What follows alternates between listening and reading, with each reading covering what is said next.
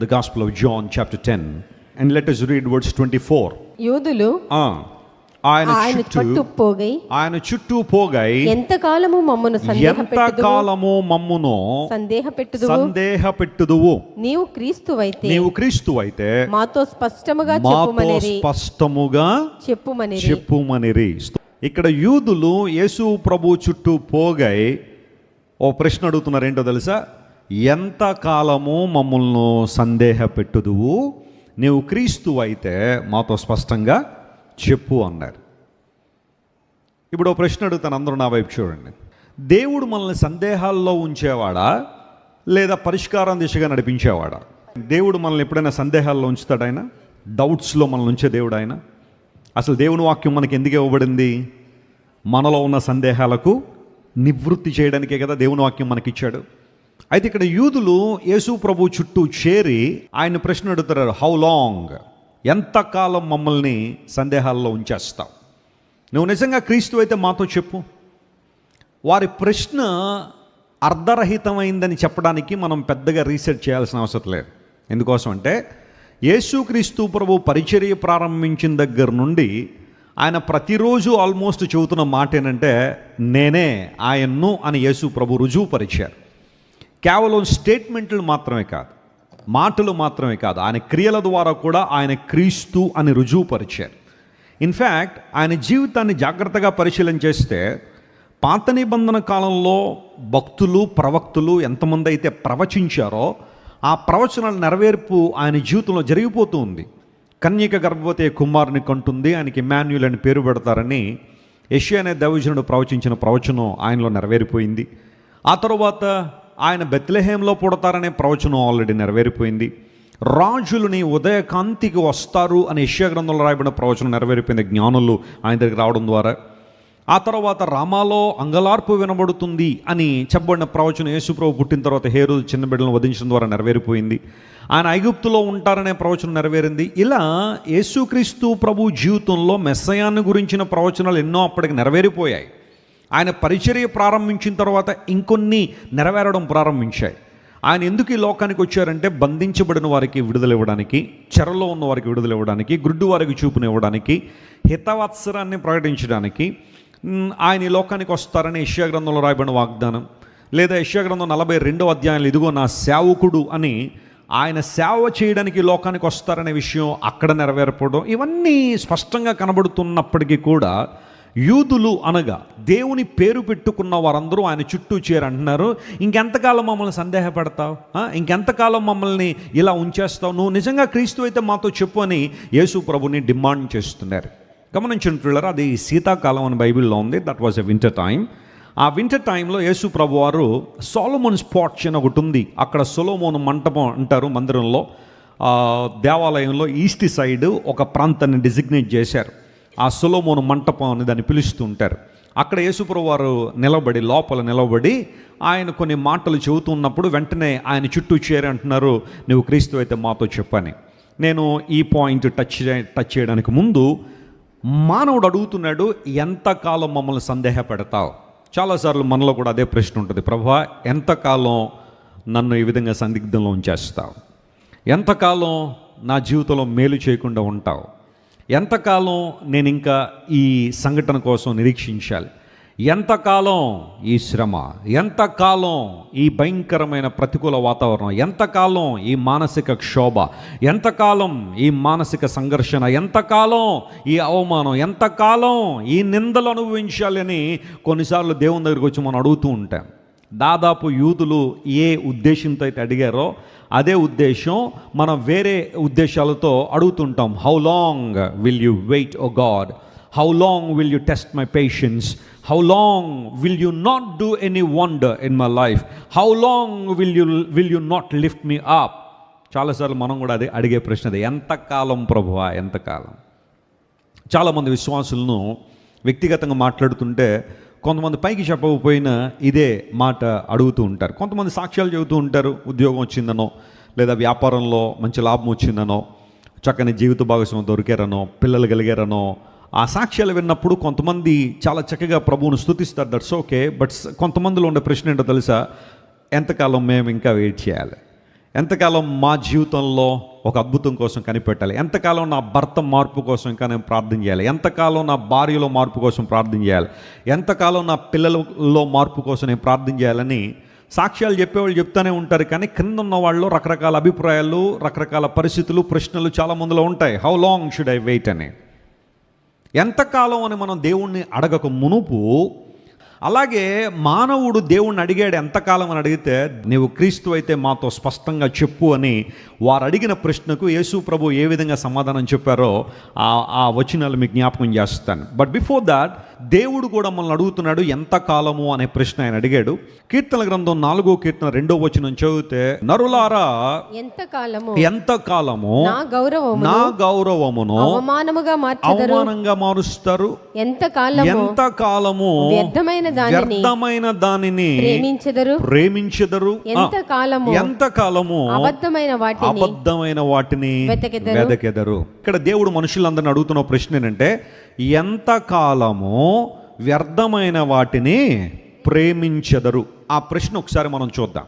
దేవుడు అడుగుతున్న ప్రశ్న మనం అడుగుతున్నాం, ఎంతకాలం మమ్మల్ని సందేహపడతావు నాయన, ఎంతకాలం మా జీవితంలో అద్భుతాలు చేయకుండా ఉంటావు, ఎంతకాలం మమ్మల్ని దర్శించకుండా ఉంటావు, ఎంతకాలం మమ్మల్ని స్పష్టతలో నడిపించకుండా ఉంటావు అని మనిషి అడుగుతుంటే, దేవుడు అడుగుతున్న ప్రశ్న ఏంటో తెలుసా? ముందు దీనికి సమాధానం చెప్పు. ఎంతకాలము మీరు వ్యర్థమైన వాటిని ప్రేమించెదరు అనే మాట. ఎంతకాలం మీరు అబద్ధమైన వాటిని, సత్యము కాని వాటిని, దేవుని వాక్య విరుద్ధమైన వాటిని వెదకెదరు అనే ప్రశ్న దేవుడు వేస్తున్నాడు. ఈరోజు ఈ ప్రశ్నకు మనం సమాధానం చెప్పాలి. ఎంతకాలం మీరు వ్యర్థమైన వాటిని ప్రేమిస్తారు? ప్రేమించడం తప్పు కాదు. ప్రేమ అనేది ఒక అద్భుతమైన ఎమోషన్. మనిషిలో ప్రేమ ఉండాలి, ఉంటుంది కూడా. అందును బట్టే ఎవరైనా మనల్ని ప్రేమించలేదనుకోండి, ఎందుకు నొచ్చుకుంటామో తెలుసా? మానవుడు డిజైన్ చేయబడిన విధానమే ప్రేమ అనే అంశంతో డిజైన్ చేయబడ్డాడు. అందును బట్టి ప్రేమకు నోచుకోనప్పుడు మనుషులు బాధపడతాడు. కారణం అంటే ఆ ప్రేమ అనే డిజైర్ మనిషిలో ఉంటుంది.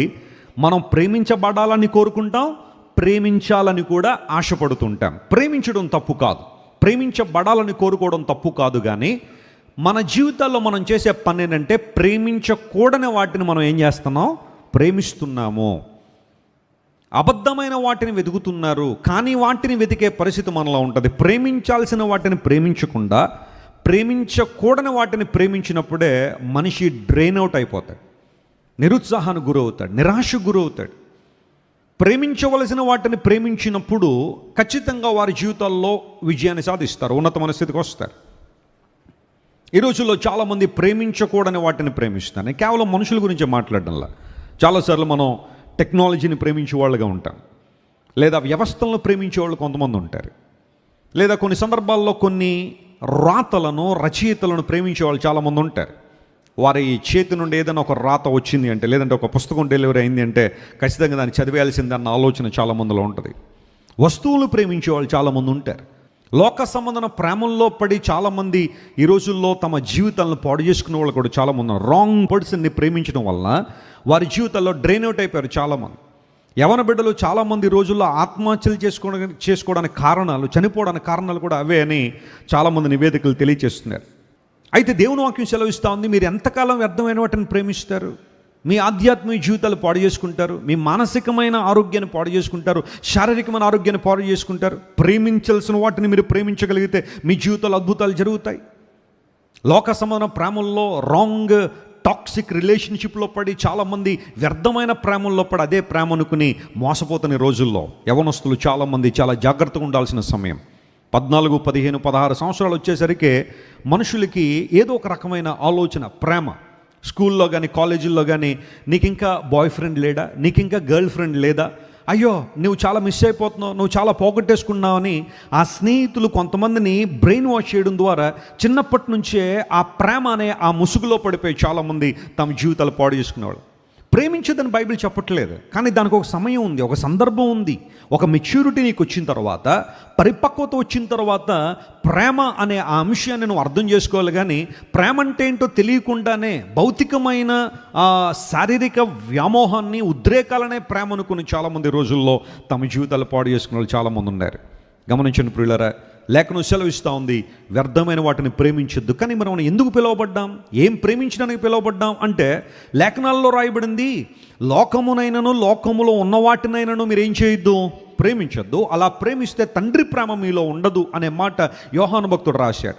అంటే there is a contrast between God's love and worldly love. లోక ప్రేమకు దేవుని ప్రేమకు చాలా వ్యత్యాసం ఉంది. దైవికమైన ప్రేమ మనల్ని ఎలా పురుకొల్పుతుంది అంటే లేఖనాలు సెలవిస్తున్నాయి చూడండి. 26వ కీర్తన 8వ వచనం చదివితే దేవుని బిడ్డలుగా మనం ప్రేమించాల్సినవి ఏంటో బైబిల్లో రాయబడింది. యెహోవా నీ నివాస మందిరమును నీ తేజో మహిమ నిలుచు స్థలమును నేనేం చేస్తున్నాను? దేవుని బిడ్డలుగా మనం ప్రేమించాల్సినవి ఏంటి అంటే, దేవా నీ నివాస మందిరాన్ని, నీ తేజో మహిమ నిలుచు స్థలమును నేనేం చేస్తున్నాను? ప్రేమిస్తున్నాను. ఈ కీర్తన రాసింది ఎవరు చెప్పండి? కీర్తన ఎవరు రాశారు? దావీదు గారు రాశారు. మరి తీరా చూస్తే దావీదు గారి సమయంలో దేవుని మందిరం అనేది నిర్మాణం అయిందా? చెప్పండి, అయిందా? అవ్వలేదు కదా. సొలొమోను గారు కదా అద్భుతమైన మందిరం కట్టింది. మరి అంతకుముందు దేవుని మందిరం లేదా అంటే ఉంది. దాన్ని ఎలా పిలిచేవారంటే, ఎక్కడైతే దేవుని ప్రజలు దేవుని ఆరాధించడానికి చేరి ఉన్నారో, ఎక్కడైతే ప్రత్యక్ష గుడారము వేయబడిందో, ఆ ప్రాంతానికి వెళ్ళినప్పుడు వాళ్ళందరూ దేవునికి బలులు అర్పించడం కానీ, ఆరాధన చేయడం కానీ, వారు అనుకున్న మొక్కుబడులు చెల్లించే ఆ ప్రక్రియనంతా కూడా దేవుని మందిరంగా వారు భావించినప్పుడు దావీదు భక్తుడు అన్నాడు, ప్రభువా నీవు నివసించే మందిరం ఉంది చూసావా, నీ తేజో మహిమ కురిపించబడే స్థలాన్ని నేను మనస్ఫూర్తిగా ప్రేమిస్తున్నాను. ఆ కారణాన్ని బట్టి ఆ సందర్భాల్లో దావీదు భక్తుడు దేవుని మందిరాన్ని గురించి, దేవుని ఆలయాన్ని గురించి చాలా చక్కగా రాసుకుంటూ వచ్చాడు. ఆ మన ప్రేమను వ్యక్తం చేసే స్థలంగా దేవుని మందిరం ఉండాలనే దైవజనులు ఆశించారు. కోర కుమారులు కూడా తమ కీర్తన రాస్తున్నాడు, ప్రభువా జీవం గల నిన్ను దర్శించడానికి, నీ నివాస మందిరాన్ని చూడడానికి మా ప్రాణం ఏమైపోతుంది? సొమ్మసిల్లిపోతుంది. నీ గుడారాన్ని, నీ నివాస మందిరాన్ని చూడడానికి మా ప్రాణములు ఏమైపోతున్నాయి? సొమ్మసిల్లిపోతున్నాయి అన్నాడు.